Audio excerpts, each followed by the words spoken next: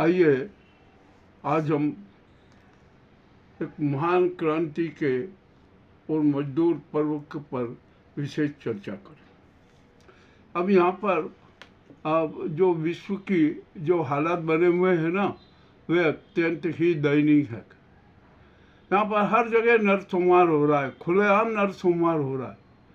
जो क्रांतिवीर थे ना, वे मारे जा रहे हैं, इस तरह से मारे जा रहे हैं कि जिसकी कोई सीमा नहीं।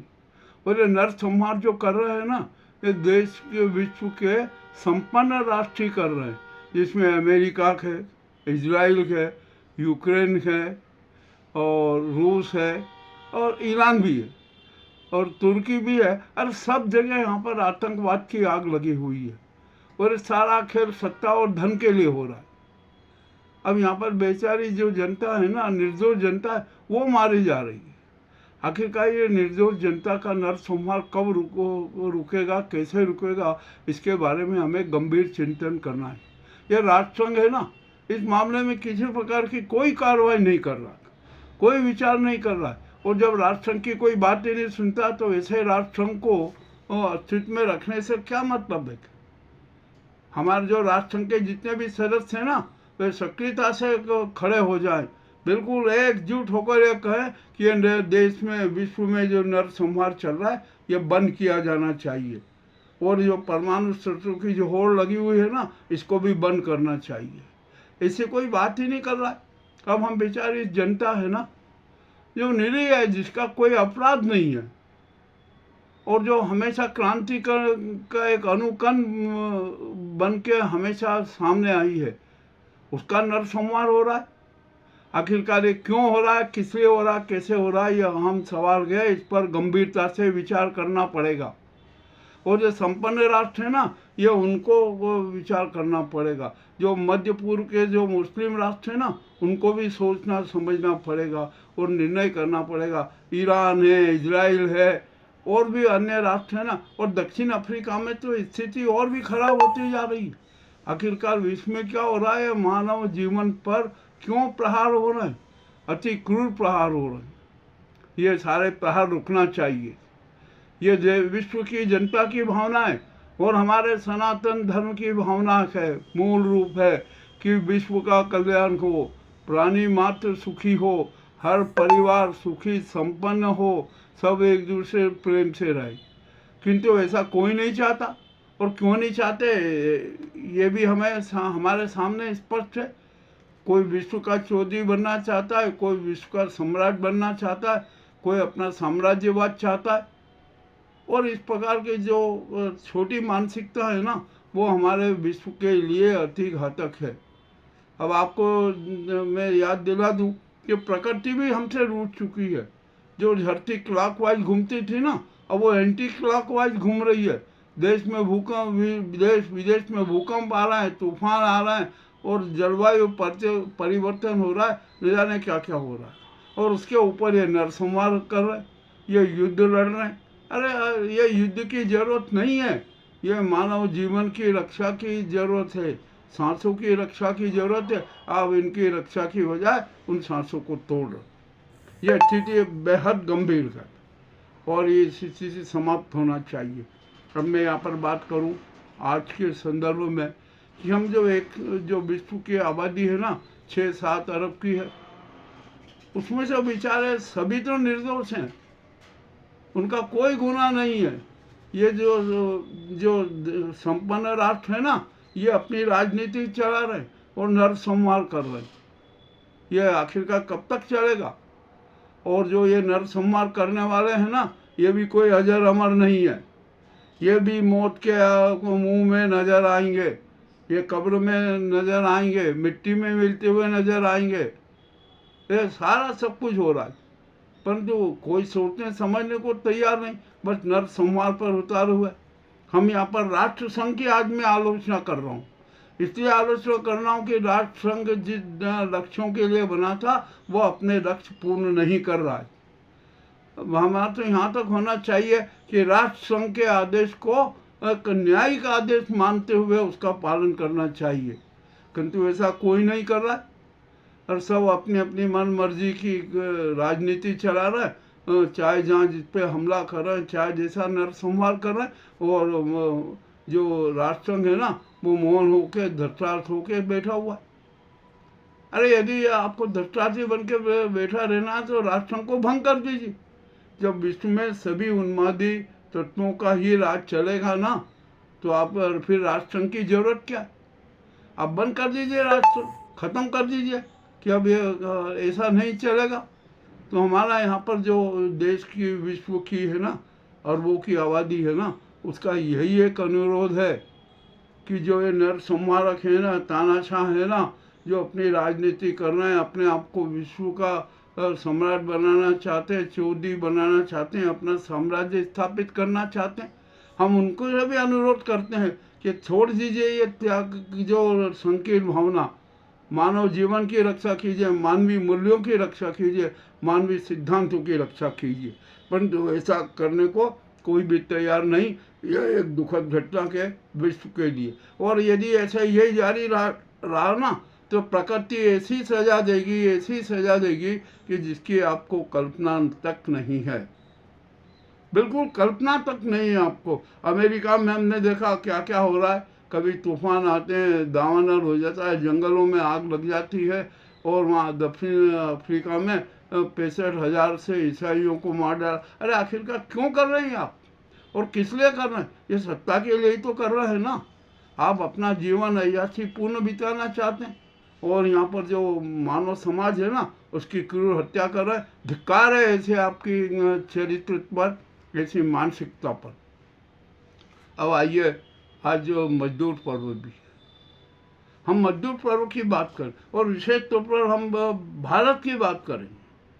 भारत है ना 147 करोड़ लोगों का राष्ट्र है, और यहाँ पर 90% जनता है ना बेहद गरीब है, इतनी गरीब है कि हद से ज़्यादा। और जो 10% लोग हैं ना वे सुखी संपन्न हैं, हर तरीके से मस्ती में मस्त हैं। और यहाँ पर जो हमारा 90% जनता है ना उसको भिखारी माना जा रहा है, भिखारी। ये जो केंद्र में यहाँ नाजी मोदी सरकार बैठी है ना, स्वदेशी आतंकियों की सरकार, यह कहती है कि हम तो 85 करोड़ लोगों को खाद्यान्न दे रहे हैं। अरे तुम मतों के भिखारी हो, तुम क्या खाद्यान्न दोगे? इस मुल्क की मालिक तो देश की जनता है, जनता, और आप तो नौकर हो। जनता के जो धन आता है ना उस पर इस पे घूम रहो, विदेश यात्रा करो, सारे राजनीति चला रहा। ये कोई शर्म की बात है? और यहाँ पर मजदूर वर्ग की हालत बेहद खराब है। यहाँ पर रोजगार के कोई अवसर नहीं है, बहुत झूठ बोला जा रहा है, जुमले गढ़े जा रहे हैं, झूठे सपने दिखाए जा रहे हैं, जनता को भ्रमित किया जा रहा है। ये कटु सत्य है, इसमें कोई राग रपेट नहीं है। आइए यहाँ पर हम देखते हैं कि धन और धरती का असमान वितरण है, किसानों की क्या दयनीय स्थिति है, मजदूरों की क्या दयनीय स्थिति है, युवाओं के हाथ में रोजगार होना चाहिए उनकी क्या स्थिति है। अरे सब तरफ अर्थव्यवस्था है, अराजकता फैली हुई है। बोले नाजी सरकार है ना, अपने आप को लोक कल्याणी सरकार घोषित करती है। यह कोई सरकार लोक कल्याणी नहीं है, ये तो स्वार्थी सरकार है, अपना तानाशाही थोपना चाहती है, अपना राजनीतिक वर्चस्व थोपना चाहती है। अब आइए, ये तो बात है। हम यहाँ पर अब बात करते हैं हमारे जो यहाँ पर ठेकेदार बहुत हैं भारत में। इतने ठेकेदार है कि हद से ज़्यादा। कोई राजनीति का ठेकेदार है, कोई सत्ता का ठेकेदार है, कोई निर्माण का ठेकेदार है, कोई हिंदू और हिंदुत्व का ठेकेदार है, संस्कृति और सभ्यता का ठेकेदार है। अरे आखिरकार ये सब क्या कर रहे हैं? इनका आंतरिक इतिहास क्या है? इनकी नीति, रीति रिवाज, तरीके में सब में खोट है। इनकी नीति में खोट है, इनके लक्ष्यों में खोट है, इनके नयनों में खोट है, इनके चरित्र में खोट है। ऐसे लोग ठेकेदार बने हुए, तो देश का कैसे कल्याण होगा? मानव जीवन का कैसे कल्याण होगा?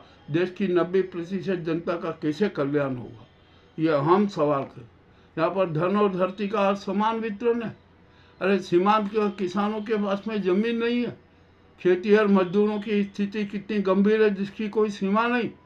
और यहाँ पर हम जब ये हर शहर में मानव मंडियाँ लगती हैं, मानव मंडी में हजारों श्रमिक आते हैं, उनके हाथ में टिफिन होता है, भोजन के उसमें होता क्या है, और उनको ये तलाश रहती है कि आज हमें रोजगार मिल जाएगा। रोजगार मिले तो भी अच्छी बात है, और नहीं मिले तो भी बड़ी बुरी बात है। मैं यहाँ पर जब मैं मानव मंडियों का मैंने अनेक जगह का निरीक्षण किया ना, मैं वहाँ घुमा तो मैंने वहाँ के जो मजदूरों के आंखों में एक जो दर्द देखा, उनके सांसों में जो दर्द उभरता है, वह बड़ा विचित्र था। वे निराश होते हैं जब उनको कोई काम नहीं मिलता है। तो वे जो अपना खाना बना के लाते हैं ना, चुपचाप जाके बैठ के कोने में खा लेते हैं। और यहाँ पर जो उनके निवास का क्या है, वे तो चाय, जहाँ पर चाय दे रहे हैं वहाँ पर सो जाते हैं, फिर सुबह उठते हैं अपने दैनिक क्रिया से और फिर वापस मानव मंडी में आ जाते हैं। यहाँ पर कोई नहीं है ये संगठित और दिक्कत यह है कि हमारा मजदूर वर्ग भी है ना संगठित नहीं है। जो ये मजदूर संगठन बने हुए हैं ना, ये सब अपनी रोटियां सेकते हैं, अपने आप की राजनीति चलाते हैं। ये सच है, बिल्कुल कड़वा सच है। देश में मजदूर वर्ग कितना है, हमारी अनाजी सरकार बताए, जुमलेबाज सरकार बताए। आपने मनरेगा के नाम पर क्या क्या नाटक किए ये भी हम सब पता, और आप मनरेगा को भी खत्म करना चाह रहे हो। तो ग्रामीण जो जनता है ना, ग्रामीण लोग हैं, ग्रामीण मजदूर है, उनको रोजगार कहाँ से मिलेगा, इसकी भी तो जरा चिंता कीजिए। और आप बड़े बड़े वो करते हैं कि हमने ये कर दिया, इतने करोड़ का पैकेज आ रहा है, इतने करोड़ का आ रहा है, इतने लोगों को रोजगार मिलेगा। अरे 147 करोड़ जनता का है, उसमें कितने युवा बेरोजगार है, कितने शिक्षित बेरोजगार है, कितने अशिक्षित बेरोजगार है। इनका सबका वर्गीकरण कीजिए, इनका प्रतिशत बताइए, और उस मान से कि आप रोजगार उपलब्ध करा रहे। जरा ये सोचने की बात है, समझने की बात है। अरे जनता को मूर्ख बनाना बंद कर दीजिए। जनता है ना अब बहुत चैतन्य हो चुकी है, उसका ज्ञान सकारात्मक हो चुका है। अब वो सकारात्मक ज्ञान से सोच करती है, और वही सकारात्मक ज्ञान का सोच हमारी इस नाजी सरकार, जुमलेबाज सरकार के सामने प्रस्तुत है। हम यहाँ पर कोई हवाबाजी नहीं करते, परिकल्पना नहीं करते, जो सच है वही बता देते हैं, वही प्रस्तुत कर देते हैं। आज के दो महापर्व पर इतनी बात ही कहना पर्याप्त है, और हम आशा करते हैं कि देश का 147 करोड़ जनता, जिसमें मजदूर है, युवक हैं, बच्चे हैं, अरे हमारा शिक्षा का स्तर देख लीजिए क्या हो रहा है, और हम यह इतना सब कुछ नाटक कर रहे हैं, उसका परिणाम क्या देख लीजिए। अरे हमारा जो राष्ट्र के कल्याण का, जन कल्याण का जो सपना था ना, वो सब ध्वस्त होता गया। और जो हमारे ये धर्म के चिंटू हैं ना, और नाजी गैंग, जुमलेबाज गैंग के चिंटू हैं ना, इनका भी जरा चरित्र देख लीजिए कि ये किस प्रकार के घिनौने नाटक कर रहे हैं। इन सबको खात्मा करना के देश में जो आतंकवाद है ना, विदेशी आतंकवाद और स्वदेशी आतंकवाद, और पूंजीपतियों का आतंकवाद, धर्म पालिका का आतंकवाद, समाज पालिका के जो मोदी और गोदी मीडिया है, इसका आतंकवाद, सबको समाप्त करना है। और ये सारा दायित्व 147 करोड़ जनता के ऊपर। अब तो जनता को सड़क पर आना पड़ेगा, इनको सबको घेरना पड़ेगा। आप कोई चिंता न कीजिए। ये है ना बहुत कायर भी है, डरपोक भी है। ये जनता के सामने जाने से घबराते हैं। ये बिना सुरक्षा के चल नहीं सकते, जनता के बीच जा नहीं सकते। कोई भी नेता आता है, कोई भी आता है, बीमार सुरक्षा में रहता है, पुलिस के घेरे में रहता है। अरे आप तो जनता के आदमी हो ना, काय को ये करते हो?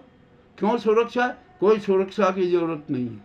और हमारे जो संत के ठेकेदार मोहन भागवत जी है ना, मेरा भी उनसे अनुरोध है कि आप तो संघ के लिए ना धन जुटा रहे हैं, जमीन जुटा रहे हैं, सत्ता में भागीदारी करने के लिए, और अब तो आप सत्ता, राष्ट्र का संचालन भी अपने हाथ में लेने वाले हैं। आप लीजिए, हमें कोई दिक्कत नहीं है, किंतु देश की 147 करोड़ जनता का विकास भी कीजिए, उनके प्रति समर्पित हो जाइए। हमारा जो सनातन धर्म है ना, उसके प्रति समर्पित होकर कार्य कीजिए। ये आपका हिंदू कार्ड, हिंदू, ये सब बेकार है, कोई अर्थहीन है।